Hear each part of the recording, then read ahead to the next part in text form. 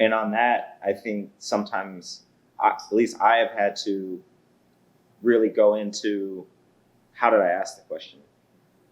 Because like the nonverbal cues, the tone, because if I'm not feeling safe for whatever reason, or I'm not happy when I'm asking the question, that can set the tone for what kind of response. But this speaks to curiosity too, right? Oftentimes how we ask a question is rooted in the story we've already told ourselves. So it could very simply be, I want to get you somewhere. So I'm going to ask you a leading question that is trying to get you to where I want you to go, versus anchoring on that curiosity for the other person to simply seek it, right?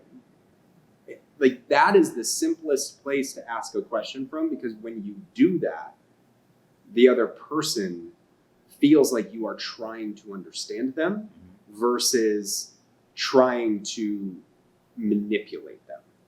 And that is so subtle, but it comes from like if I assume you're doing something with malicious intent, I'm going to ask you a question with that assumption seeded into the question. Yeah. Or if I don't know where you're coming from, but I've told my story about your context, I'm going to ask you a question based on my story, not your story. And this is that separation, right, of self from others. So we can literally seek knowledge, not seed knowledge.